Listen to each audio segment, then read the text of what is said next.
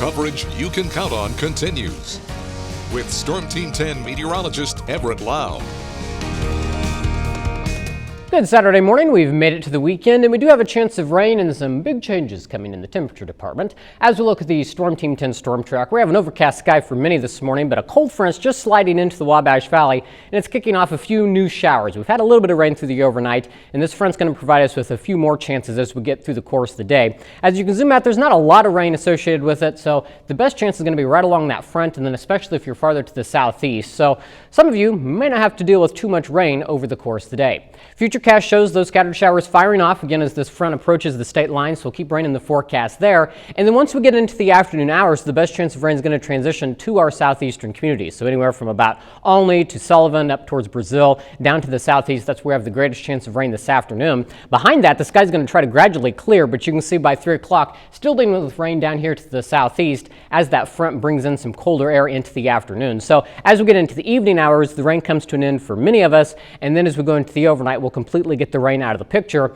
Then the story is going to turn into the cold air that's going to come in on a west wind as we get into the overnight hours. For the day tomorrow, it looks like a drier day, just going to be a lot colder. We'll have more clouds move through, so I think we'll end up with a partly sunny sky tomorrow, with temperatures only making it into the upper 30s. So as we look at the weekend forecast, a big difference temperature-wise. We're at 60 right now in many spots. That's going to be our high for the day. Once the front goes through, we'll see temperatures steadily drop down through the 50s. It's not going to be a sharp drop, but we'll just slowly drop once that front passes. And then for the day tomorrow, only 38, the best we can do to recover, and it's going to feel even colder than that thanks to the wind that we will have in place. So as we look at temperatures now, we've in fact made it up to 61 here in Terre Haute, at 61 in Olney, 63 in Vincennes. So already unusual enough to have these temperatures on December 9th, but here it is at 8 o'clock in the morning, and we're seeing these numbers in the 60s across the Wabash Valley, but that colder air is just off to our northwest, and so we'll be in the 50s for a good part of the day. Again, scattered showers possible this morning and afternoon, but by the afternoon, that's mostly down to the southeast. If you're farther northwest, you may get in on a little sunshine before the day is over.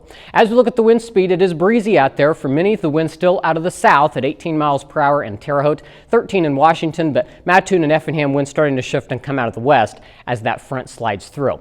And it's been breezy through the overnight hours. Here's a look at the peak wind gusts since midnight. Many spots around 30 miles per hour, if not above that. Both Mattoon and Greencastle clocked a gust at 35 miles per hour earlier today. So for today, 60 degrees thereabout for the high. Then temperature is going to be dropping as we get into the afternoon. Much of the day going to be spent in the 50s, but it will be breezy with those wind gusts still as high as 35 miles per hour. The wind will try to settle down just a little bit tonight, but it'll still be breezy with gusts up to 30 miles per hour, and we'll drop down to around 30 degrees under a partly cloudy sky. And then for the day tomorrow, we only make it back into the upper 30s with a partly sunny sky, and with that wind factored in, wind chill values will be in the 20s for a good part of the day. So going to be feeling a lot colder than 38, but it will be dry if you have any errands to run, any shopping or anything you're doing as you finish up your weekend. We get into the work week, we're expecting the sun to return and temperatures going to gradually warm back up. Still cold nights with lows in the 20s, but highs eventually make their way back into the 40s and eventually the 50s by the time we finish up the next work week.